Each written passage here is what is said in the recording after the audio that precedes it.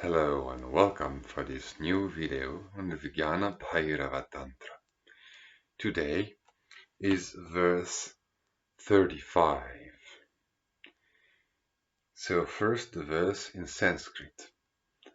Om madhyanāḍī madhyasaṃsthā bisasūtrābharūpayā dhyātāntarvyomayā devyā tayā devaḥ prakāśate. Madhyanāḍī, the river that is in the center, the channel that is in the center, in the middle. The gross body has its support in the subtle body. The subtle body is made of three things: the bindu, the prana, and the nadi. The prana is the vital energy that flows within the nadya, within the channels, the subtle channels. And as Kshemaraja says in his Pratyabhijñā, the structure of those channels is like the designs on a tree leaf. That is, it looks like a tree itself.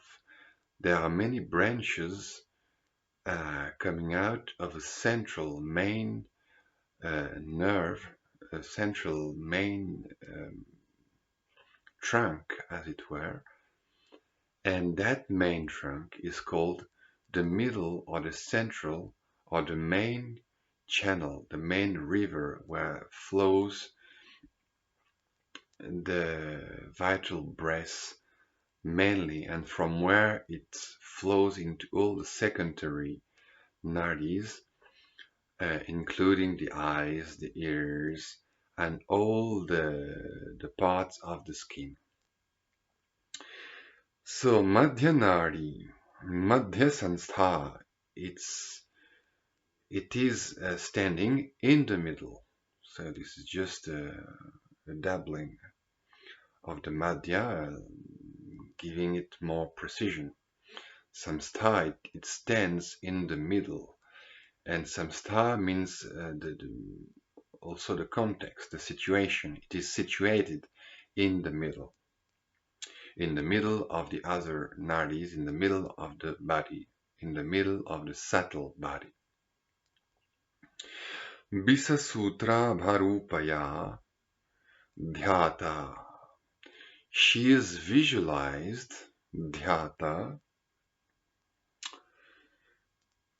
as having the light, abha, or the appearance, the shine of bisasūtra, of a lotus fiber, something very thin, and it's one of the usual picture of subtlety, of something which is very fine, tenuous, and subtle.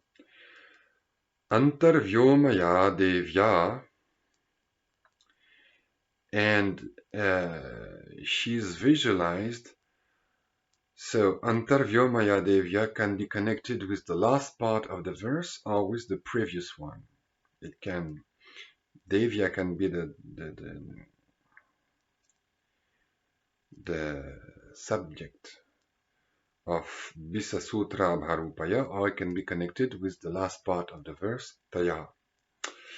So anyway, it can be both, like the one eye of the raven. Kakanyayena. Antarvyomayā devyā, and that very thin line of light is the inner space, the inner sky, antarvyoman, the inner sky, and it is the goddess. It is the goddess, and tayā, through her,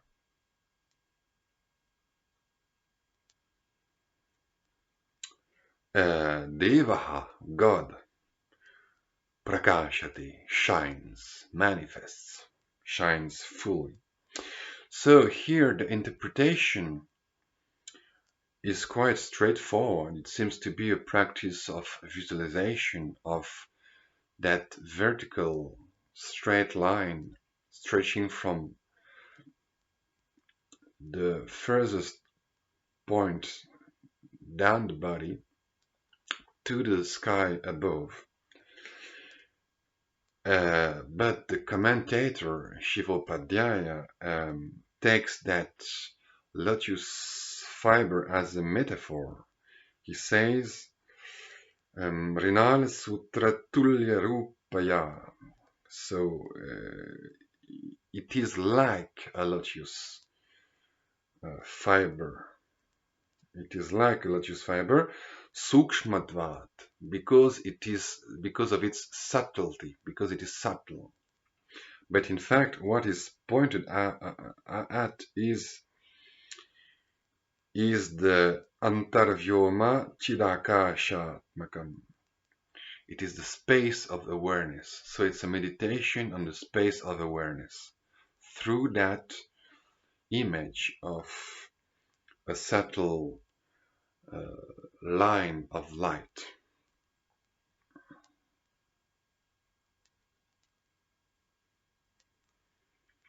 And through that, devaḥ prakāśate, that is the light of consciousness, the light that is consciousness, shines.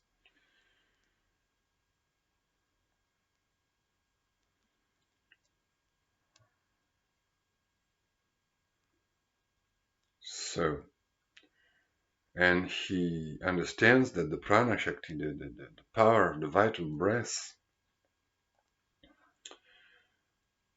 is the manifestation of vimarsha, the power of self-realization, because according to Kashmir Shaivism, consciousness is fundamental to everything, but consciousness is not just a light that shines out as everything. It is also a power of taking oneself for this or that. So, and that is freedom. That means that consciousness is not just being, it's not just what it is. It is not just what is, but it has also a power within it to take herself as something else, manifesting as something else, and identifying with it as something else. And that is freedom, not just to be, but to take oneself, to identify oneself with something else, with whatever. So there is that power in consciousness to move away from what it is, and that power is vimarsha. It's the power to feel oneself as, to take oneself as, to think, to judge, to imagine oneself as what one is not.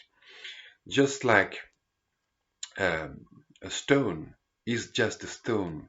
It has no idea of itself, so it cannot move away from itself. But a human being not only consciousness, but being also conscious, can take himself, herself for what it is not. I can be fat and judge myself as being slim, or I can be very slim and believe or judge myself to be very fat, and so on. So there is a gap. There is a gap between what I am and what I think I am, or what I feel I am, or what I imagine I am. And that is the way for conscious existence, with its highs and lows, for the worse and the better, because it means that I can take myself to be what I am not. So, in other words, that vimarsha shakti, that power of self-realization is also a power of self-delusion. And this is no other than the Maya Shakti of the Vedanta, but seen in a completely different light. Because here Maya Shakti is not just a kind of mysterious delusion coming from God knows from where, even he doesn't know. Here it is a power of freedom. It is something positive. It is something which is inherent in consciousness. It's not an accident. It's the power of consciousness, the heart of consciousness, because it's the power not only to move away from oneself, but it's also the power to free oneself from any identification. So it's like the bottle, half empty, half full. And Kashmir Shaivism chooses to see that bottle half full rather than half empty, as like Vedanta is doing. So here we have an instance of a practice which is basically a visualization practice taken from tantric yoga, but which is given a metaphorical interpretation and rather a metaphysical interpretation. Here the practice is for consciousness to turn upon herself, to recognize herself, because she has that power to be rather extrovert and to forget herself in her own manifestations, but she has also the power to turn upon herself and to recognize herself fully. And according to Kashmir Shaivism, that is the key to all pleasure, goods, and freedom within this life. So, thank you for listening. Have a good day and see you next time.